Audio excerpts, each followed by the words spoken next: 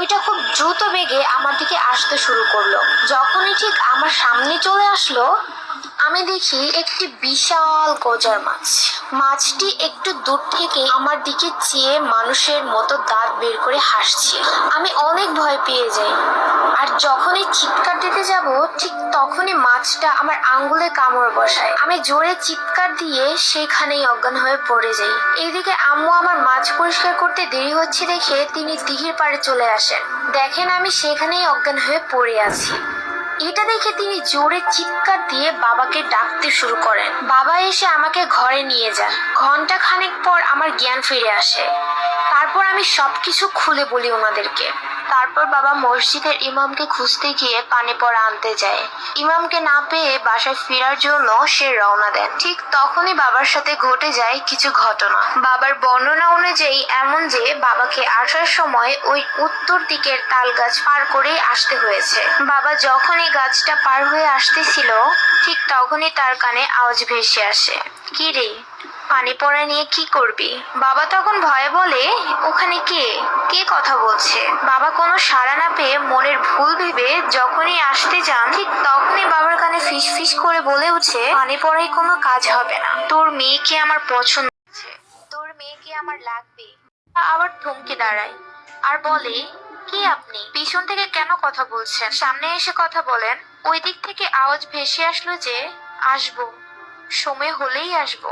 বাবার পা তখন অবশ হয়ে গিয়েছে, কিছুতেই সে হাঁটতে পারছিল না। কিছু সময় পর বাবার শরীর ঘামতে শুরু করে।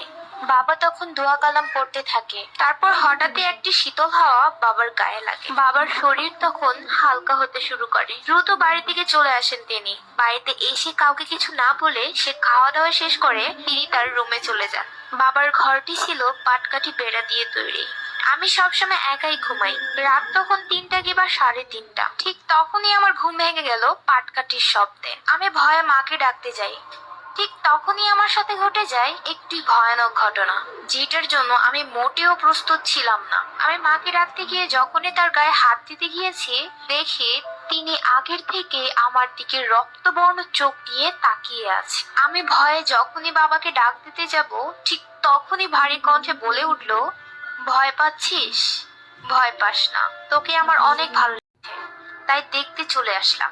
এ কথা বলে তিনি অট্টহাসিতে ফেটে পড়ল আর বলল, আমি আবারও আসবো। আমি তো ভয়ে চোখ বন্ধ করে ফেলেছিলাম। তারপর আস্তে আস্তে চোখ খুলে দেখলাম মা স্বাভাবিক আগের মতোই ঘুমাচ্ছে।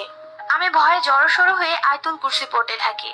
এর কিছুক্ষণ পরে আজানের শব্দ আমার কানে ভেসে এলো। এরপর আমি বিছানা ছেড়ে নামাজ পড়ে ঘুমিয়ে যাই। শরীরটা বেশ ক্লান্ত লাগছিল। কখন যে ঘুমিয়ে পড়েছি মনেই নেই। সকালে ঘুম ভাঙলো অনেকজনের হইচই শব্দতে। এত শব্দ কিসের?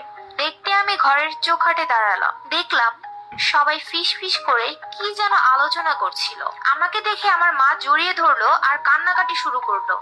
আর একজন বলল, কিরে মা, কই গিয়েছিলি? 2 দিন ধরে তোকে কত খুঁজলাম, কোথাও তোকে পেলাম না, কোথায় ছিলিস তুই? আর একজন বলল, কিরে মা, তুই কোথায় গিয়েছিলি?